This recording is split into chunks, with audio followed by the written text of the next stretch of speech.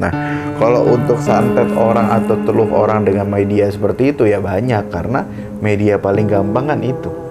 Karena ada ikatan dari orang tersebut.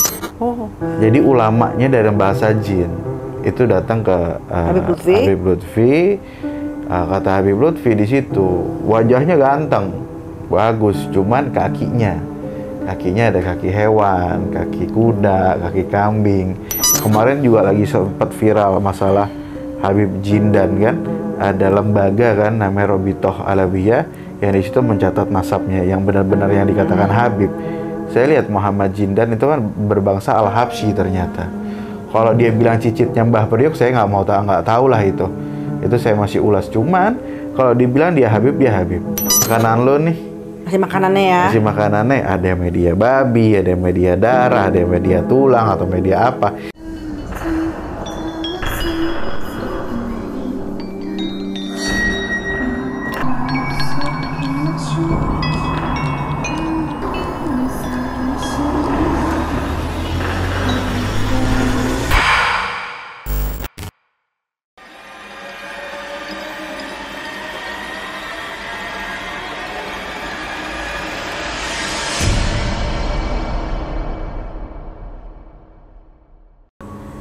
Sampurasun, assalamualaikum warahmatullahi wabarakatuh. Waalaikumsalam warahmatullahi wabarakatuh. Apa kabar semua yang ada di mana aja? Semoga selalu dalam keadaan sehat walafiat. Oke, tetap bersama Habib Muhammad Novel Syami Alatas. Malam ini kita akan mengulas salah satu film Turki. Dan kebetulan saya bersama Habib ini tertarik sekali dengan film ini karena memang beberapa hari ini atau beberapa minggu ini banyak sekali kejadian yang sering kita temuin dengan film seperti ini.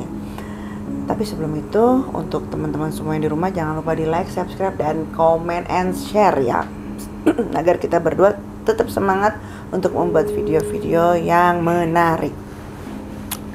Habib, gimana kabarnya? Alhamdulillah baik selalu. Oh, tapi kemarin kita dengar lagi kurang enak badan. Iya, lagi nggak tahu nih sakit gigi.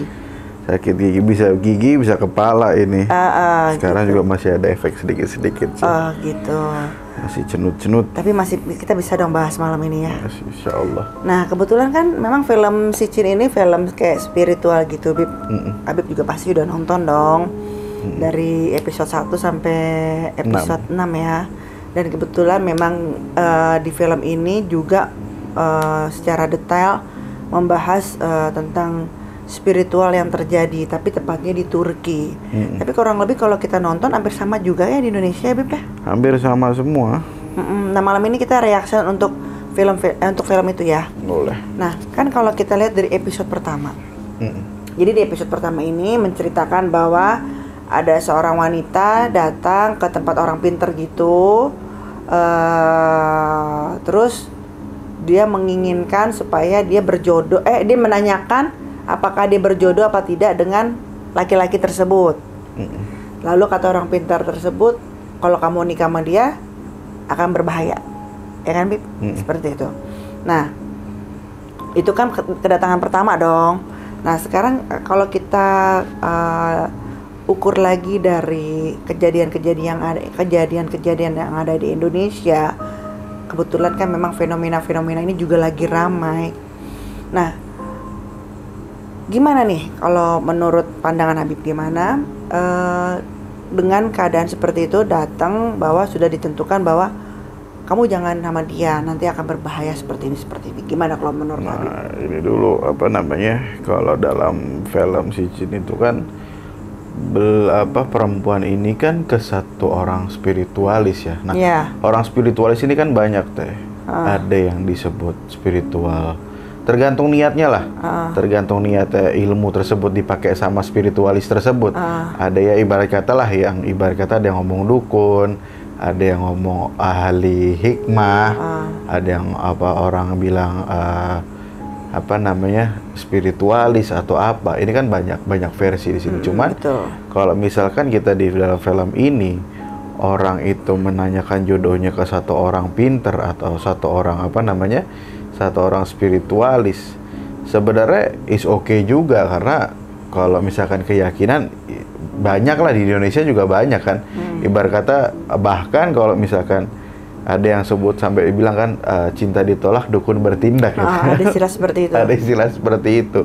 Coba berarti kan di situ juga terjadi di Indonesia juga banyak yang menanyakan ini gimana nih. Saya pun jujur-jujur juga banyak dapat WA-an dari orang, itu Beb, bisa liatin orang ini nggak? Ini gimana orangnya? Ini pas nggak buat saya gitu loh. Cuman kan kalau kita balikin lagi istikharah, lebih baik kan kalau ada pertanyaan tentang bagaimana masa ke depan itu saya berjodoh atau tidak kan, lebih baik kita tanya yang punya diri kita gitu loh, yang punya kuasa, itu aja sih. Betul. Nah, kalau kita lihat kan, kalau itu kan tadi Habib barusan udah bahas dari segi agamanya. Tentunya kan ada dari segi spiritualnya gitu. Ketika seorang orang spiritual atau seorang al-hikmah atau orang pintar atau apa bahasanya itu melihat itu, wah kamu nggak jodoh nih sama dia. Biasanya tuh dilihat dari energinya sepertinya, Bib ya. Bisa dari energi, bisa dari dari bentuk muka atau bentuk wajah atau tatapan, itu bisa. Jadi banyak banyak versi lah. Ada yang dalam hitungan falak, hitungan falak ada dalam ilmu Islam tuh, dalam agama ada ilmu falak, hitung-hitungan ini cocok apa enggak nih, dihitung namanya, tanggal lahirnya, bulan lahirnya, tahun lahirnya, itu ada sebenarnya. Ini kan wasilah tetap, tapi tertuju lagi tetap tanya sama Allah Ta'ala gitu. Kembali lagi pada ke pemilik kita ya. Pemilik kita. Oke. Jadi di sini terjawab di film si Jin itu yang teman-teman juga bisa lihat nanti videonya, bahwa ya memang hal itu bisa terjadi, cuman ya tuh kembali lagi. Nah di film itu kan sudah di ultimatum lah istilahnya, bahwa jangan sama laki-laki itu, nanti kalau kamu terusin itu akan berbahaya. Berarti udah di warningin ya. Tapi ternyata dalam perjalanan kehidupan dia tetap nekat dengan laki-laki itu, dan sampai akhirnya terjadilah sebuah bencana dalam rumah tangganya. Ya. Ketika terjadi dalam rumah tangganya seperti itu, si perempuan ini nih kan dia ngerasa ingat omongan sama si spiritualnya tersebut, bahwa dia sudah melanggar dengan larangannya agar tidak menikah. Nah, di sini menarik nih. Jadi si perempuan ini tetap nikah nih dengan si laki-laki itu, nekat nih tetap ya. Nah, terus udah gitu. Tapi ternyata rumah tangganya tidak harmonis, intinya tidak happy ending lah. Akhirnya si perempuan itu menggunakan sebuah ilmu, ya ilmu seperti itulah. Kalau bahasanya itu santet atau tuluh ya Habib ya. Nah di situ digunakan oleh pertama darah mens atau darah haid, ya kan, darah haid dari kebetulan laki-laki ini punya pasangan gitu kan Bib ya, dari darah istrinya tersebut gitu kan. Terus gitu. Nah sekarang gini, darah mens, darah haid gitu ya, atau dengan kuku, karena yang dianjurkan kuku atau darah mens atau hal-hal seperti itu. Nah itu kan berarti kan jatuhnya, kalau menurut saya ilmu hitam. Kalau menurut Habib itu ilmu hitam atau gimana? Ya, ibarat kata ilmu yang mencelakakan orang itu ya ilmu hitam gitu aja sih. Nah, maksud aku gini, kan pakai darah, kuku, fenomena yang pernah Habib temuin dalam perjalanan kehidupan gitu ya. Kan Habib kan kurang lebihnya sering nih ngobatin orang gitu ya. Pernah nggak sih nemuin dengan kasus-kasus seperti itu? Kalau gini loh, kalau darah kan ya otomatis lah. Kita kan semua pasti ada darahnya kan. Berapa puluh persen dalam diri kita kan banyak kan air, yaitu darah yang mengalir itu kan. Nah, satu konsep ikatan itu kan darah. Satu itu. Kedua, kuku. Kenapa pakai kuku? Kuku ini kan ibarat kata lebih tua dari kita sebenarnya. Jadi sebelum kita lahir di dunia ini, masih dalam kandungan kuku itu udah ada. Oh gitu. Ya kan, anak bayi keluar pasti ada kukunya dong. Pasti. Nah itu di situ. Ketiga rambut sebenarnya. Karena rambut ini kan dari darah juga. Ada DNA di situ. Makanya kalau misalkan badan intelijen pun sebenarnya kalau mau identifikasi orang itu DNA pasti ada yang dari rambut, air liur, apa namanya darah otomatis itu. Terus kuku. Makanya kalau di zaman dulu orang nenek-nenek kita bilang atau kakek-kakek kita bilang, orang-orang tua kita dulu bilang kalau misalkan rambut rontok atau gunting kuku dikubur di dalam tanah atau dibakar. Pernah aku dengar tuh. Takutnya mungkin zaman dulu kan masih banyak yang seperti itu. Mungkin dipergunakan yang nggak benar. Nah, darah mens juga kan kadang dicuci dulu baru dibuang pembalutnya karena takutnya apa namanya ada jin yang ngikut lah atau apa, karena memang jin makanannya darah, aroma darah mens itu kan amis. Nah, jin itu lebih demen dengan seperti itu. Nah, kalau untuk santet orang atau teluh orang dengan media seperti itu ya banyak, karena media paling gampang kan itu. Karena ada ikatan dari orang tersebut kan. Nah, kalau dalam film itu ya benar, orang itu minta darah, kuku atau rambut kalau nggak salah di situ. Nah, itu sebenarnya untuk media.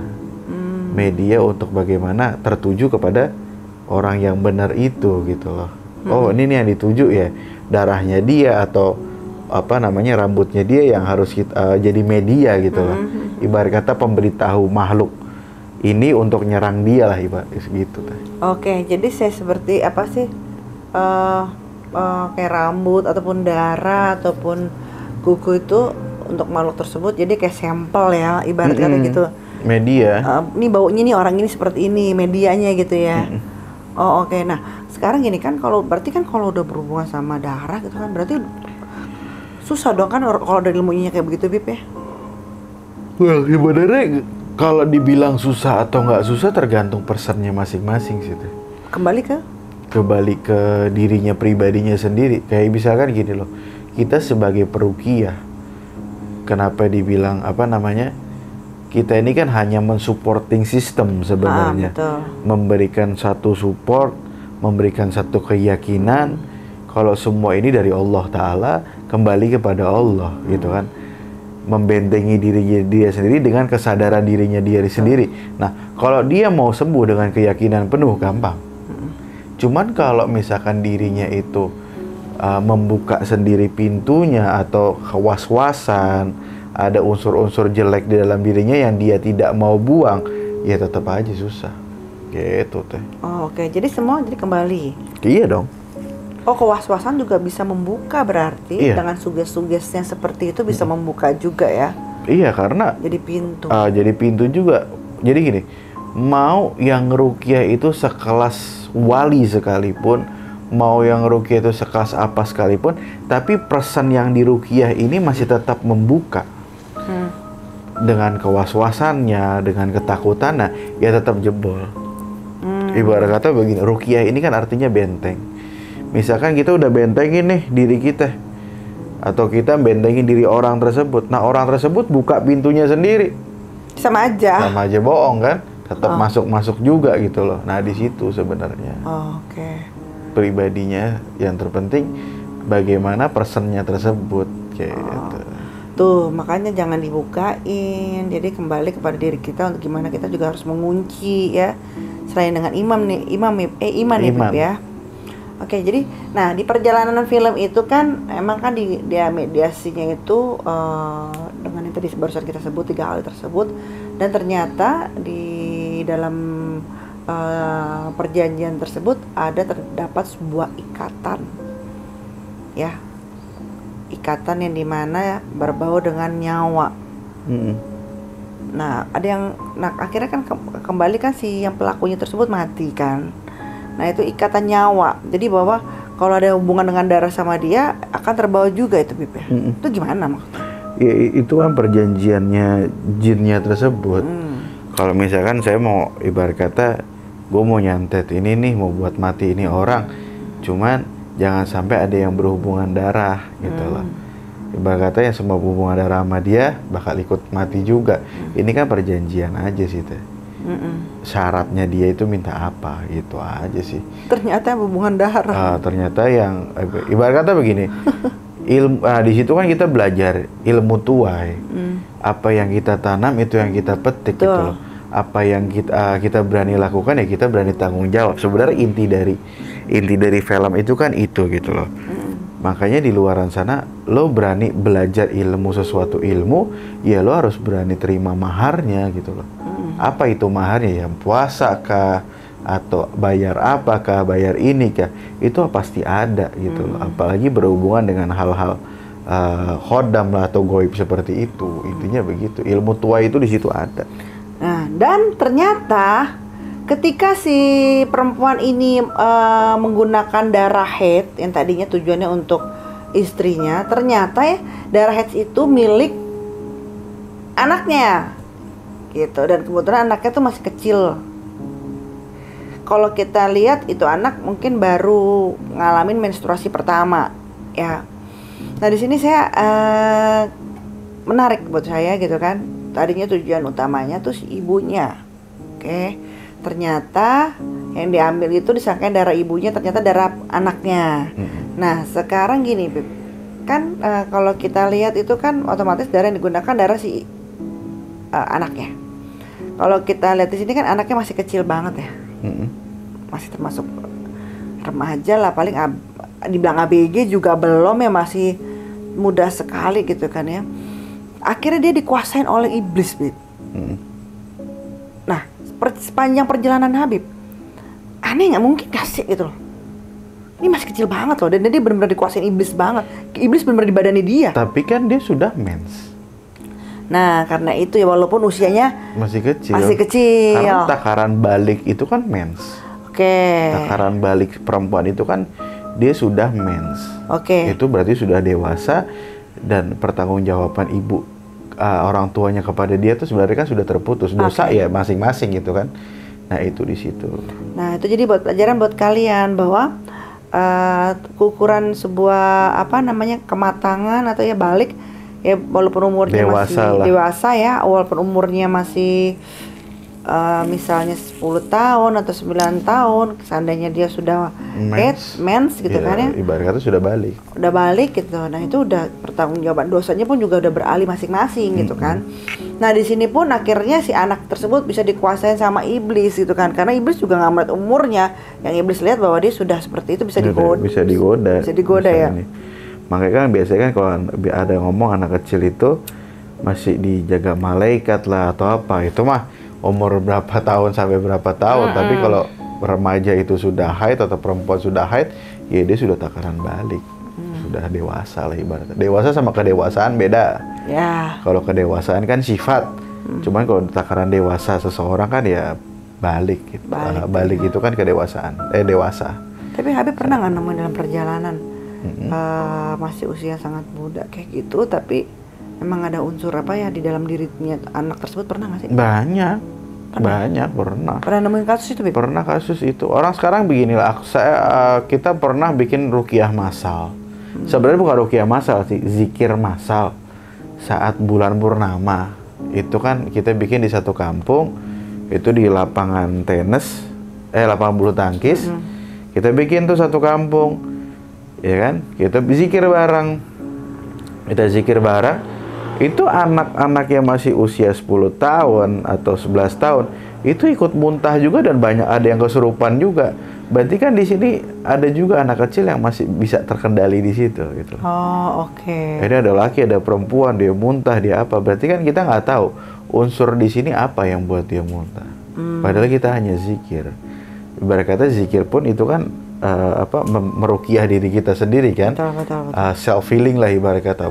Mereka muntah itu umur 10 tahun, umur 11 tahun, 12 tahun. Itu pada muntah, ada yang jadi monyet, ada yang jadi serius. Nah, ini kan berarti kita lihat di sini, apakah orang tuanya yang pernah main seperti itu akhirnya timbal baliknya ke anak atau bagaimana. Tapi alhamdulillah sih lancar sampai akhir. Oh gitu. Jadi di film itu kejadian seperti itu mungkin aja ya, Beb ya. Mungkin karena aja. Habib juga udah pernah nemuin kasusnya. Tadi Habib melakukan Beb?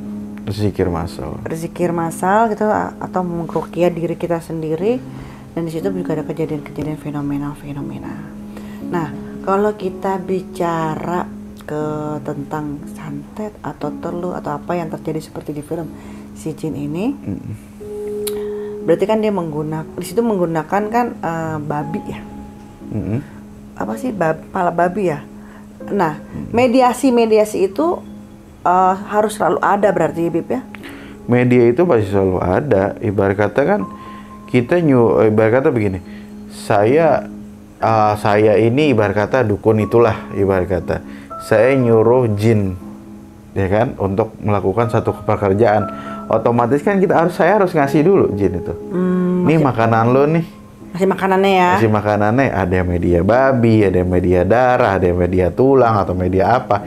Intinya kan makanan jin itu kan yang selalu saya bilang kan darah, kotoran, tulang. Oke. Ya kan? Itu yang disembahkan, yang disembah, yang dikasih sama mereka.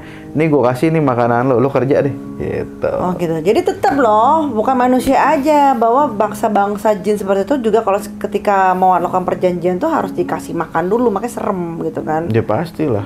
Dikasih makannya kan kalau di film si jin itu babi ya apa? Kepala babi apa ya Beb? Usus ya. Jadi ternyata makanannya si jin itu atau iblisnya itu ya usus tersebut gitu kan. Nah,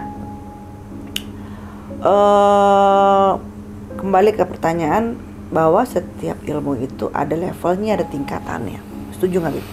Setuju lah. Ilmu santet ataupun telu itu ada level atau tingkatannya, setuju dong? Pasti. Jadi ibarat kata bukan level ya tingkatan sama aja sih sebenarnya. Bagaimana orang tersebut mendapatkan ilmu tersebut sebenarnya kan macam-macam. Ada inilah, ada media inilah, ada yang pakai inilah, ada yang pakai itulah. Itu kan tingkatannya berbeda-beda.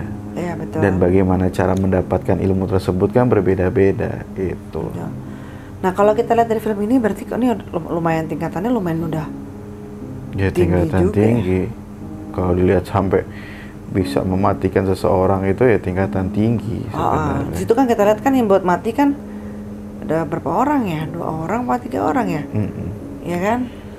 Sebenarnya sih kalau menurut saya, kalau dalam pandangan Islam ya, jin itu kan tidak bisa membunuh manusia. Betul. Benar. Cuman jin bisa memanipulasi. Nah, itu ngeri tuh. Agar manusia itu berbuat hal yang mencelakai dirinya gitu. Jadi manipulasinya itu tuh yang bikin serem ya. Tugas mereka kan seperti itu. Nah, oke, ini kan ulasan tentang film si jin. Itu film horor Turki. Mungkin kalau kalian mau lebih banyak ya nonton ya full ya silakan dicari aja di YouTube. Nah, kita akan bahas ini dari segi agama lagi gitu kan ya. Dan tentunya ada hubungan dengan kisah-kisah atau yang terjadi sekarang-sekarang ini dan barusan saja film yang udah kalian lihat videonya.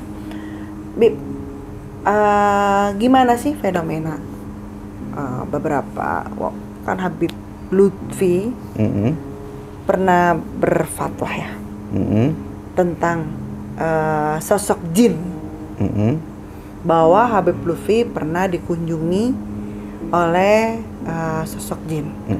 Nah, maksud saya di sini gini, kan ada sebagai yang bilang bahwa kalau orang yang bisa ngeliat jin itu berarti matanya didudukin jin atau ada terdapat jin gitu kan. Cuman saya agak sedikit bingung nih, kalau fenomenanya orang tersebut dari lahir udah seperti itu, tidak berguru, tidak apa, dan tidak tahu soal perjin-jinan, ya itu agak rancu menurut saya, Bib. Nah mungkin Habib bisa menjelaskan dari versi cerita Habib Lutfi itu gimana? Ya Abah, kalau kita lihat dalam ceramahnya Abah, sebenarnya ini ceramah udah lama deh. Ceramah udah 5 tahun yang lalu mungkin Abah saat itu. Dan Abah ini cerita, kata Abah mau dalam satu kutipannya ada Abah bilang mau percaya syukur enggak ya udah. Mau hayal-hayalan ya udah, atau ini cuma hayal-hayalan, maksudnya menunjukkan tawaduknya Habib Lutfi gitu loh sebenarnya. Cuman dalam pembahasannya beliau itu pernah didatangi satu makhluk atau beberapa makhluk dari kalangan jin dan kiainya malah. Jadi ulamanya dari bahasa jin itu datang ke Habib Lutfi. Kata Habib Lutfi di situ, wajahnya ganteng, bagus, cuman kakinya kakinya ada kaki hewan, kaki kuda, kaki kambing. Kata menurut beliau, jin pun kan punya terahnya masing-masing. Ada gobilah-gobilahnya atau ada pecahan-pecahannya gitu loh. Oh, ini gobilah kaki kuda gitu kan, ini gobilah kaki kambing gitu. Nah, beliau datang ke Habib Lutfi, berarti kan di situ dilihat Habib Lutfi melihat sosok jin tersebut gitu kan. Melihat sosok jin tersebut, minta ijazah suratul kursi kepada Habib Lutfi bin Yahya gitu kan. Nah, sekarang begini, kalau orang bilang masalah untuk melihat jin orang itu bisa atau enggak, tergantung takaran dirinya ini siapa gitu. Kalau untuk melihat sosok aslinya jin, benar-benar aslinya jin, saya mungkin nggak ada yang bakal bisa kecuali Rasulullah SAW atau para nabi. Itu benar. Cuman jin itu kan bisa menyerupai sosok apapun.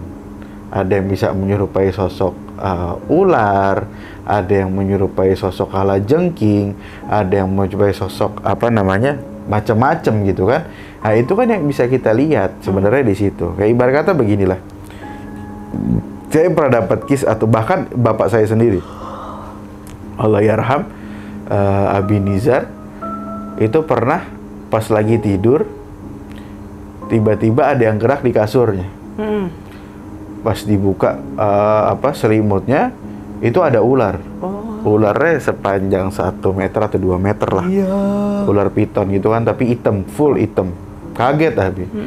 Nah, keluar kamar mau ngambil golok atau mau ngambil apa buat nebas itu ular, pas balik lagi ularnya nggak ada. Ibarat kata ular sepanjang 2 meter dicari satu kamar, otomatis kalau itu bukan dari bangsa jin pasti ketahuan dong, dan pasti ada tahu kemana ini nggak ketahuan, dan itu langsung hilang. Itu cuma beda 3 menit lah.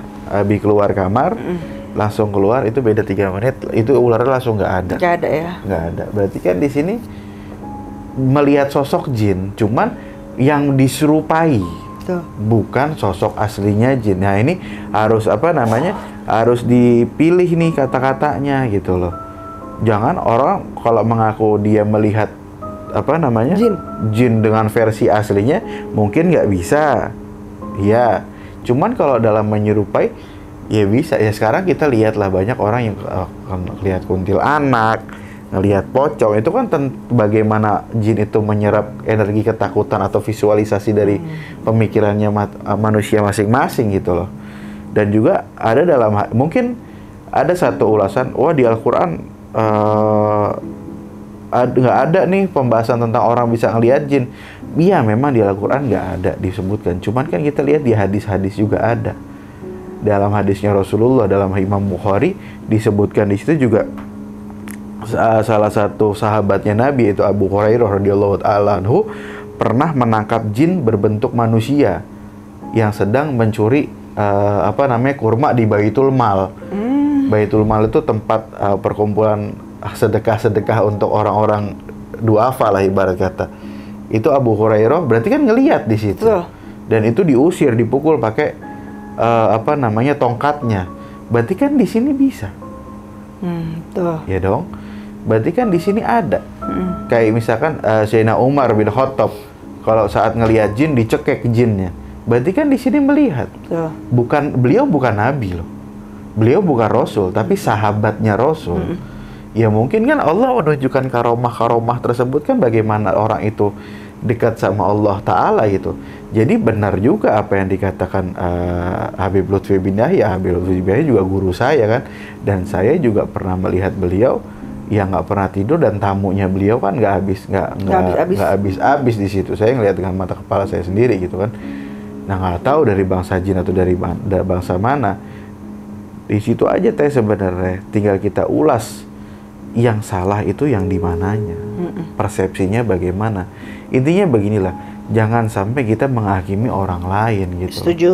Hakimilah diri kita sendiri, hati-hati dengan sebutan. Kayak misalkan begini, kemarin juga lagi sempat viral masalah Habib Jindan kan, yang ibarat kata ada dalam YouTube siapa gitu, saya lihat dukun dukun mengaku Habib. Sedangkan saat saya ulas di sini, ibarat kata kan ada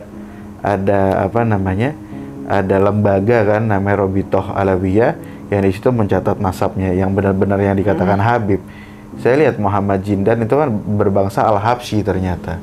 Kalau dia bilang cicitnya Mbah Priok, saya nggak tahu lah itu. Itu saya masih ulas. Cuman kalau dibilang dia Habib, dia Habib. Cuman mungkin caranya salah, ya kan? Cuman jangan sampai mengejat orang sampai dijatuhkan. Wah, dukun mengaku Habib. Kalau dia Habib bagaimana? Betul. Dosa ke kitanya gitu kan? Ibarat kata Habib itu kan keturunan Rasulullah. Kita bagaimana nanti? Itu. Ibarat kata mau dia Habib atau bukan, kita ngejudge langsung nih orangnya salah.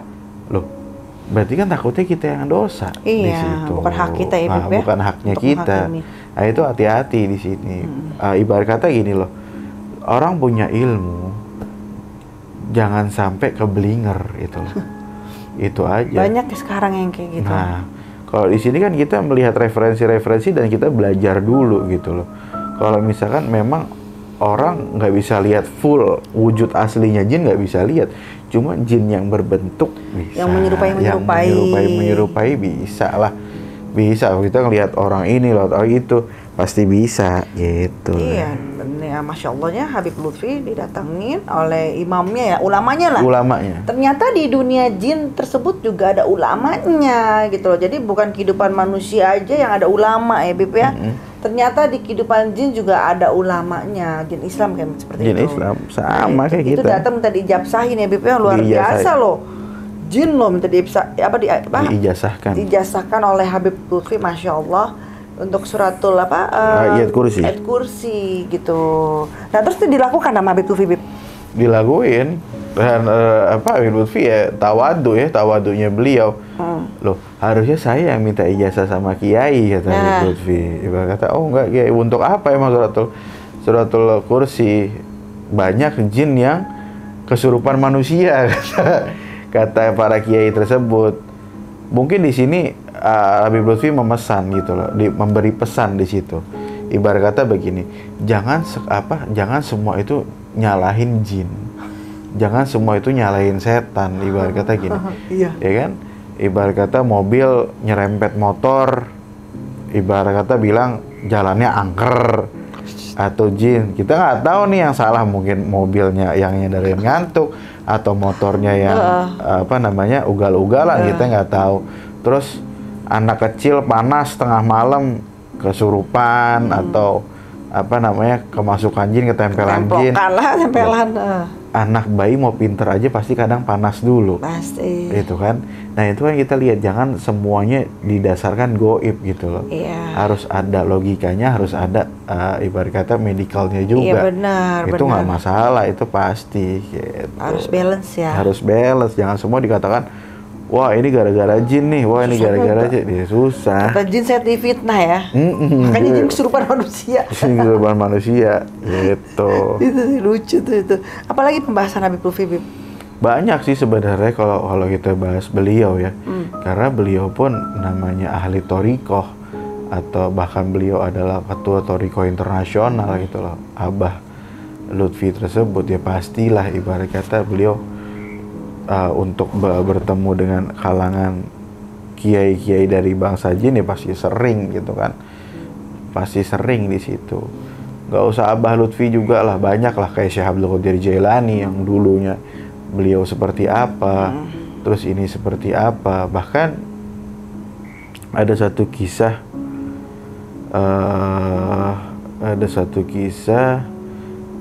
ada satu orang itu datang ke Syekh Abdul Qadir Jailani. Datang ke Syekh Abdul Qadir Jailani ngomong bahwa anak perempuannya dibawa kabur jin. Anak dibawa kabur jin. Nah, kata Syekh Abdul Qadir Jailani, kamu datang ke daerah ini buat lingkaran, kamu di tengah merem. Nanti sekitar jam 3:10 atau jam 3:10 gitu, saya agak lupa. Kamu melek dan lihat itu siapa yang datang. Misalkan dia itu lihat orang itu berkuda, bilang, saya minta anak Anda yang diambil sama jin, bilang disuruh Syekh Abdul Qadir Jailani. dilakukan telah sama orang tersebut. Dia itu datanglah ibarat kata raja jin lah di situ, raja jin datang pakai kuda, orang otomatis kan ingin melihat di sini, ya kan? Dibilang ada keperluan apa Anda kemari? Dia ngomong bahwa anak perempuan saya diambil oleh jin, dibawa kabur oleh jin gini. Disuruh siapa? Disebutlah nama Syekh Abdul Qadir Jilani. Jin ini takut, tunduk, akhirnya ngambil jin yang itu, dibalikanlah anak perempuan tersebut. Begitu. Berarti kan di sini ada satu karomah yang Allah kasih kepada orang-orang tertentu gitu, orang-orang khusus. Pokoknya terserah Allah deh mau ngasih ke siapa ya. Cuman bedanya di zaman sekarang, kalau orang dulu ngelihat jin yang jelek diusir. Kayak tadi Sayyidina Abu Hurairah radhiyallahu taala anhu dipukul pakai tongkatnya. Sayyidina Umar bin Khattab dicekek, Nabi Allah Ibrahim alaihissalam dilempar batu gitu kan. Nah, bedanya kalau sama orang sekarang kalau ngelihat jin dipiara, minta nomor togel, minta apa, itu bedanya sekarang. Gitu. Sungguh luar biasa gitu ya, malah dipelihara, malah dijadikan boneka, bukannya dibuang.